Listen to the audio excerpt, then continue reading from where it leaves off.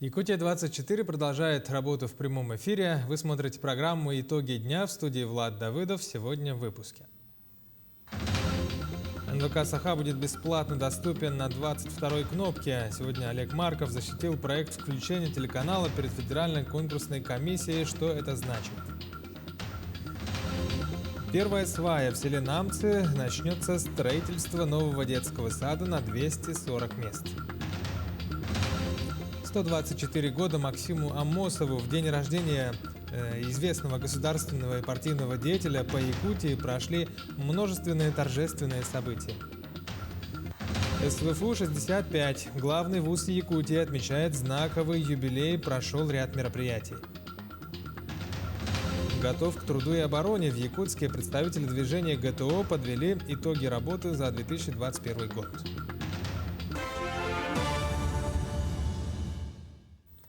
Сегодня генеральный директор национальной вещательной компании «Саха» Олег Марков защитил проект включения телеканала перед Федеральной конкурсной комиссией. Теперь вещание на всех кабельных каналах города будет бесплатным. В ближайшее время НВК «Саха» будет доступен таким образом на 22-й кнопке.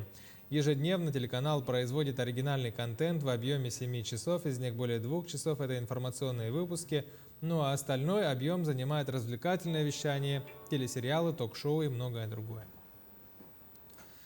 За минувшие сутки в республике выявили 173 новых случая коронавирусной инфекции, из них в столице 50 заболевших.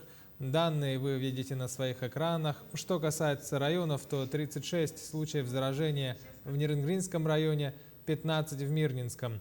Еще в 14 районах республики выявили от 1 до 11 случаев COVID-19, сообщает оперативный штаб. Новый метод лечения при ковиде впервые начали применять в республиканской больнице номер 2. Применяют на практике эфферентные методы лечения при тяжелом течении коронавируса с целью удаления противовоспалительных цитокинов из кровотока и снижения интенсивности системного воспалительного ответа, говорится в сообщении. По словам заведующего инфекционным отделением Захара Рожина, уже отмечают положительные результаты такого лечения.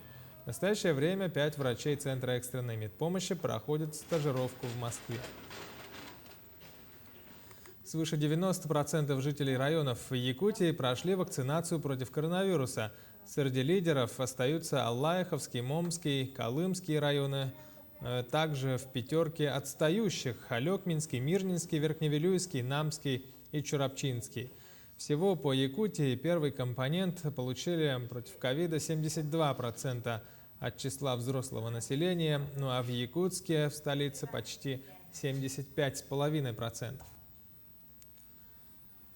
К другим темам. В селе Намцы забили первую сваю под строительство будущего детского сада на 240 мест. Объект планируют сдать в 2023 году. Еще одним событием для сельчан стало открытие кабинета компьютерной томографии. Для установки аппарата был проведен ремонт в помещениях поликлиники. С открытием кабинета КТ в районной больнице планируется увеличить охват населения данным методом исследования, в том числе амбулаторным больным. Нужно сказать, что в Намском УЛУСе и в целом республике прошел день вот таких вот новых открытий и, соответственно, заделов на будущее для развития в целом, прежде всего, развития каждого здесь живущего. Ведь доступность медицины, качественность медицины, и качество медицины, так же, как и доступность детских садов, так же, как и воспитание патриотов, это сегодня основа политики, которую проводит глава Республики Саха-Якутия Айсен Сергеевич Николаев. Более 75 тысяч рублей, переплаченных за отопление, вернула жителям 2 домов управляющей компании «Прометей Плюс». Внеплановая проверка Госстройжилнадзора Якутии установила нарушение в перерасчете за услуги жильцам домов в Якутске. Это по адресам Октябрьская, 27/4 и 27/1. Ранее в надзорный орган обратились 5 жителей данных домов с жалобой по корректировке платы за период с 2018 по 2020 годы. Напомним, что при оборудовании дома общедомовым прибором учета размер платы определяется исходя из среднемесячного объема тепловой энергии дома за предыдущий год. При этом перерасчет может быть как в сторону уменьшения, так и в сторону увеличения. В Якутии региональными властями создается единый республиканский реестр пострадавших от нерадивых застройщиков, которые возводят или возводили дома в неразрешенных участках. Как попасть в этот список и какие документы для этого нужны, разбирался Дмитрий Тымыр.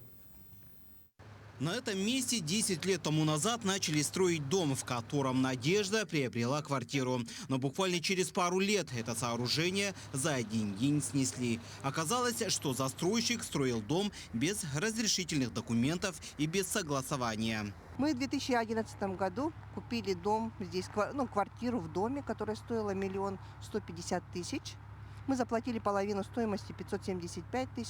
Мы доверились застройщику, поскольку он нас уверял, что этот дом построен для сирот, то есть это муниципальное жилье, и мэрия сюда вкладывается, и что вы точно получите эти дома, эти квартиры, да. Мы поверили, мы вложились, и в сентябре должны были ввести, но, как видите, пустырь. Нет ни дома, ни денег. После начались судебные тяжбы. Напомним, застройщиком была компания «Теплосервис», генеральным директором которого являлся Александр Харды Федоров. Мы несколько раз подавали и в суды. В 2014 году суд удовлетворил наш иск по возврату денег. В 2016 нам вернули исполнительный лист, сказали, что не с кого взыскивать и нет средств у теплосервиса. Потом мы подавали на субсидиарную ответственность учредителей. Рязанская Ольга Григорьевна и Харды Федоров, да. Нам отказали. Сказали, что они не банкроты, не признаны банкротом, вам ничего не положено. В итоге они не вошли в список обманутых дольщиков. Соответственно, они не получили обратно свои вложенные деньги. В 2018 году против застройщиков завели уголовное дело, которое продолжается и по сей день. Всего в результате данных преступных действий пострадало 34 гражданина, которым был причинен материальный ущерб на сумму свыше 39 миллионов рублей. Уголовное дело в отношении самого директора ООО «Теплосервис» выделено в отдельное производство и находится в производстве суда. И таких пострадавших граждан сегодня на территории Якутии около 350. Пока в список вошли якутяне по 9 незаконным постройкам. По словам руководителя Республиканского фонда защиты прав дольщиков, власти Якутии решили ввести реестр таких граждан, чтобы как-то решить данный вопрос и восстановить их права. 7 октября текущего года постановлением правительства Республики Саха-Якутия за номером 414 утвержден порядок формирования и ведения регионального реестра пострадавших граждан при строительстве многоквартирных домов. Данный реестр будет формироваться в 2 этапа. Сначала до 1 декабря ежегодно органы местного управления на своих территориях принимают заявления и формируют свой реестр и направляют в Минстрой Республики, который тоже ежегодно до 1 февраля формирует уже региональный реестр. Таким образом, уже на государственном уровне будет осуществляться учет граждан, которые пострадали от нерадивых застройщиков. Так что у Надежды есть надежда на то, что, возможно, в будущем появится возможность вернуть свои деньги или другая мера поддержки. Дмитрий Тымыров, Джулстан Иннокентьев, Якутск. По итогам 11 месяцев этого года в столице зарегистрирован 1221 случай мошенничества. Это на 27% больше, чем за весь прошлый год.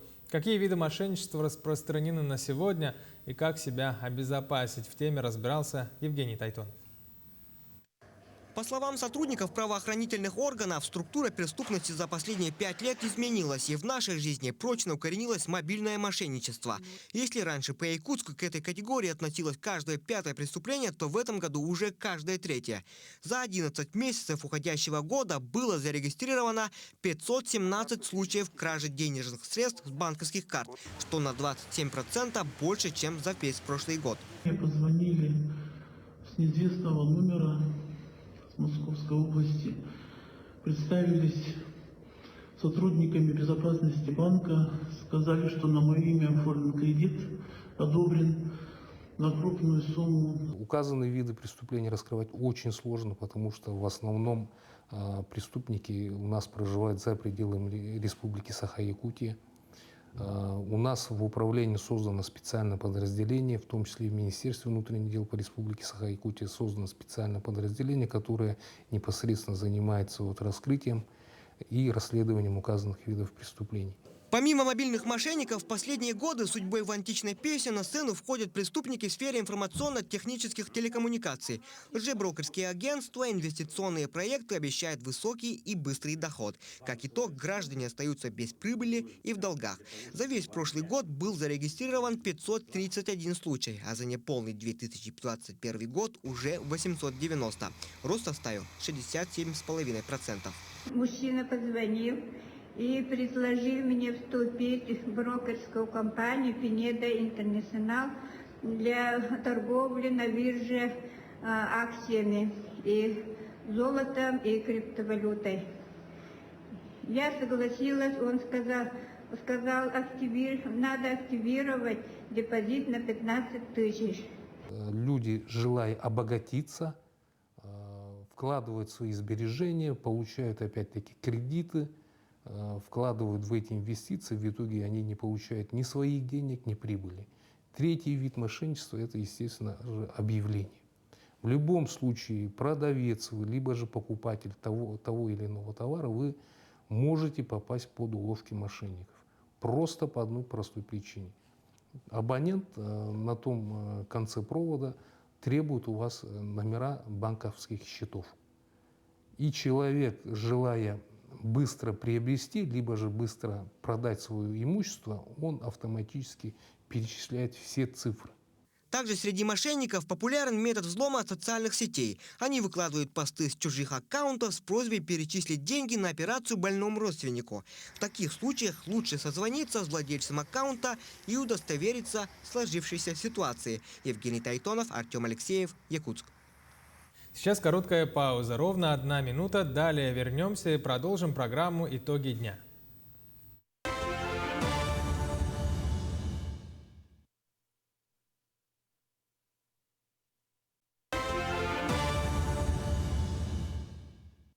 Якутия-24 продолжает работу. Это программа «Итоги дня». В Якутске в рамках учебно-методических сборов состоялись пожарно-тактические учения. В мероприятии приняли участие сотрудники пожарных частей столицы, а также госавтоинспекции и службы скорой помощи. Репортаж Власии Сергеева.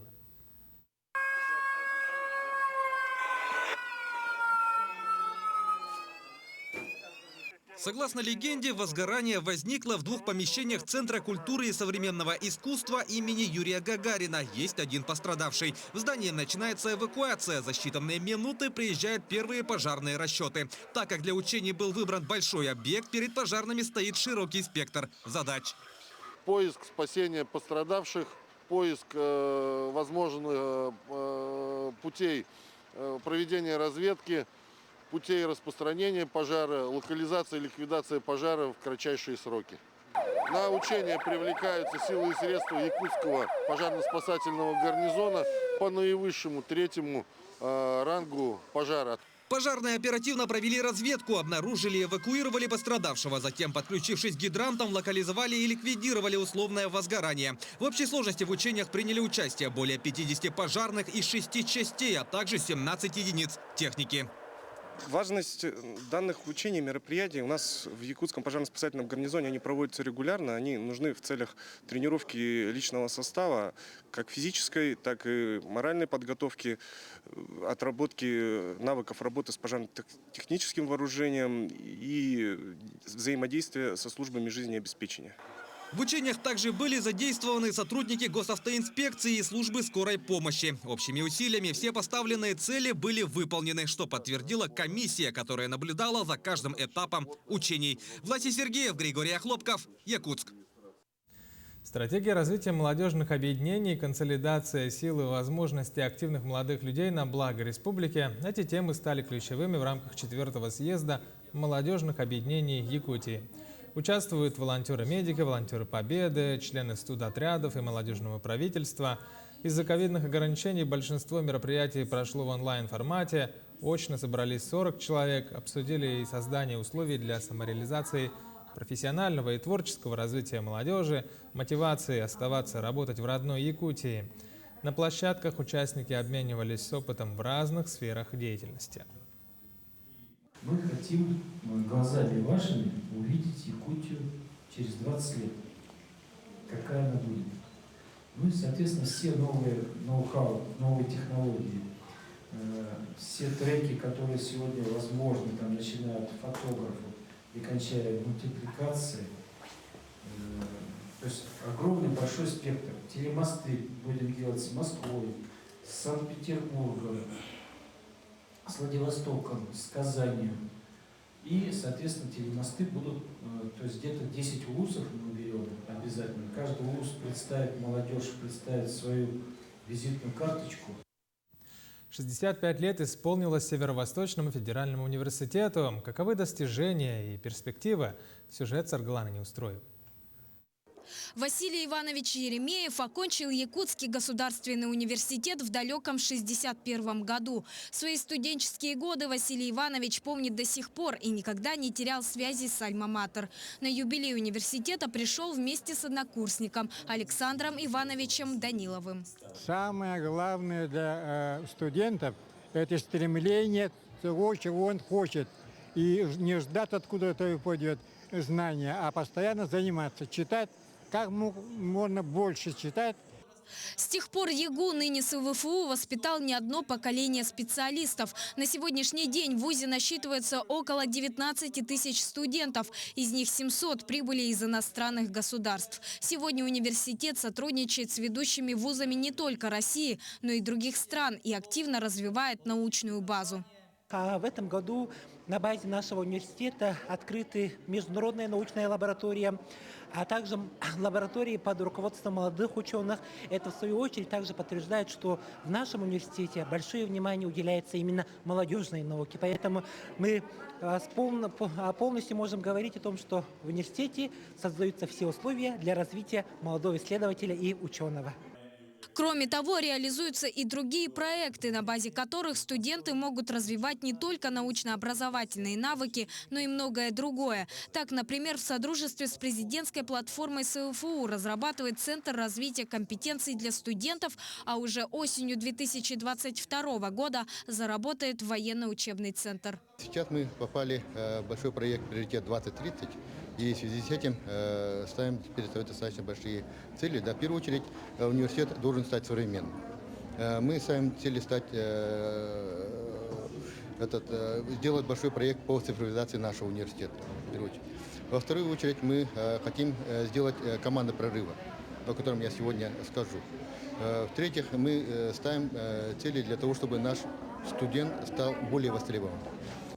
Несмотря на новые реалии, спустя 65 лет университет продолжает активное развитие и по сей день остается главной кузницей специалистов в Якутии. Сарглана Неустроева, Владимир Павлов, Якутск. Сегодня исполнилось 124 года со дня рождения государственного и партийного деятеля, активного участника борьбы за установление советской власти в Якутии Максима Кировича Аммосова. Вместе с Платоном Аюнским и Сидором Бараховым Аммосов сыграл решающую роль в образовании Якутской АССР в апреле 1922 года. В 1990 году в честь Максима Аммосова был назван Якутский госуниверситет, ныне СВФУ. В Якутске установлен его памятник, ну а сегодня с годовщиной рождения Максима Аммосова поздравляют его потомки. Дорогие наши якутяне, сегодня от всей души хочу поздравить вас с днем рождения, со 124-летием моего деда Максима Кировича Аммосова. И очень надеюсь, что в следующем году, летом, когда будет 2 знаменательных празднования – столетия Республики Саха-Якутия и 125-летия Максима Аммосова, мы всей семьей приедем на Иссэх и обязательно увидимся. Мы следим за жизнью самой красивой страны, нашей огромной страны. И поэтому я очень надеюсь, что в следующий год будет гораздо счастливее и удачливее, чем предыдущий. И все наши желания обязательно сбудутся. Моя семья живет в Европе. Мы с мужем во Франции преподаем физхимию. Мой сын находится в Швейцарии, в Люцерне. Он программист. И моя дочка со своей семьей, с мужем живет в Англии. Сейчас я передаю ей слово. Дорогие якутяне, я хочу вас поздравить с днем рождения прадедушки Амосовой, с Рождеством и с Новым годом. Я сейчас живу в Англии с мужем, и я учу 5 класс. Моя школа и моя вся семья вас поздравляет с Новым годом. Сыргыла, санадил, салалан, енен, ити, истин, ЛРД. Книгу о первооткрывателе синтетического каучука презентовали в Якутске. Выпуск издания посвящен 120-летию открытия выдающимся ученым, уроженцем Вилюйского улуса Иваном Кондаковым. Он учился в Якутской мужской прогимназии и продолжил изучать естественные науки в Красноярске, был учеником самого Дмитрия Менделеева. В последующем стал химиком и работал в Воронеже. Далее ученый переехал в Эстонию, где и открыл синтетический каучук. Во время советской власти вклад Кондакова в науку был не учтен, и данная публикация должна доказать факт открытия якутского ученого. Книга издана при поддержке Вилюйского улуса, Института и Национальной библиотеки Республики. Сейчас инициативная группа, которая создана в нашей республике, в состав которой входят представители нашего института, представители Национальной библиотеки Республики Саха-Якутия, представители Государственного архива Республики Саха-Якутия, администрации Вилюйского района. Вот 4 года эта группа работала на общественных началах и издала вот эту книгу. Здесь собраны все практически труды Ивана Лаврентьевича, его переписка, справки с университета и так далее. Ленск выиграл конкурс по 2 заявкам и прошел отбор в федеральную программу под названием «1000 дворов на Дальнем Востоке». Ленчане выбрали 2 территории для благоустройства по адресам Первомайская, 11А, 13Б, 15Б, 28 и в новом жилом комплексе, построенном в рамках программы переселения «Рабочий». Дворы домов по улице Первомайская не только востребованы жильцами этих многоквартирников. Эта зона пользуется большим спросом у пешеходов. В округе расположено несколько образовательных, административных объектов, торговых центров, городской парк культуры и отдыха. Одно из критериев, который давал большее количество баллов, это было софинансирование со стороны внебюджетных источников. И вот, скажем, «Газпром Трансгаз-Томск» нам подтвердил свое участие в этих программах. Буквально месяц тому назад мы общались с Бородиным Владиславом Ивановичем, обсуждали дальнейшее сотрудничество муниципального образования город Ленск и «Газпром Трансгаз-Томска». Надо сказать, что они нам помогают в разных областях, и, скажем так, в благоустройстве города они выделяют очень большие финансовые средства, там порядка 5-6 миллионов рублей. Многие любят встречать Новый год с настоящей лесной елкой или сосной, пахнущей живой свежей хвоей. Для таких людей в Ниренгринском районе лесничество начало продажу деревьев, рассказывает Екатерина Павлова. Все мы прекрасно понимаем, ну какое же празднование Нового года без главного символа новогодней елки. Однако желание украсить свой дом не должно вступать в противоречие с законом. Незаконная рубка деревьев может испортить праздничное настроение и повлечь за собой административную и даже уголовную ответственность. Ежедневно Ниренгринское лесничество проводит патрульные мероприятия. Административный штраф за незаконную рубку на граждан от 3 до 4 тысяч и плюс причиненный ущерб за одно дерево 2617 рублей. Если сумма ущерба составляет более 5000, то уже идет уголовная ответственность. Ниренгринцы, жители города, относятся ответственно к этому делу, поэтому у нас много людей выписывают именно разрешение на заготовку самостоятельно. Заготовка осуществляется на основании договоров купли-продажи лесных насаждений. Для получения разрешения гражданам необходимо обращаться в конторы участковых лесничеств, взяв с собой паспорт и свидетельство ИНН. А те, кто хочет купить уже срубленную сосенку закона, могут сделать это в Нерингре по улице Карла Маркса возле товаров для дома, на Кравченко возле светофора и в Чульмане по улице Мира 11А. Стоимость елки зависит от высоты. Чем ниже, тем меньше, чем выше, тем больше. Ниренгринцы покупают средние елки, потому что много берут этих искусственных.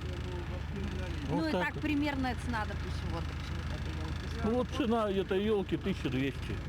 свыше 2 метров. И, конечно, не нужно забывать, что те, кому жаль живые деревья для новогодних праздников, могут отдать предпочтение искусственным. Тем более сегодня их огромное множество на выбор. Главное, чтобы символ Нового года радовал вас и ваших близких, не омрачая праздник нарушением закона. Екатерина Павлова, Захар Головин, Нерюнгри. Якутские представители движения ГТО подвели итоги этого года. Было отмечено, что несмотря на пандемию, на территории Якутии было проведено 13 мероприятий. Помимо этого, якутяне приняли участие в 3 выездных фестивалях. На сегодня в автоматизированной системе ГТО зарегистрированы более 138 тысяч любителей физической активности. В завершении мероприятия лучшим участникам движения ГТО были вручены золотые знаки отличия. Важно быть в физической форме всегда, когда бы это бы не было и в какое время бы это не было. Считаю, что вот это движение ГТО позволяет нам и всей нашей стране поддерживать себя в физической форме и быть активными, и любить спорт. Таковы итоги дня сегодня. Смотрите Якутию 24. Будьте всегда в курсе.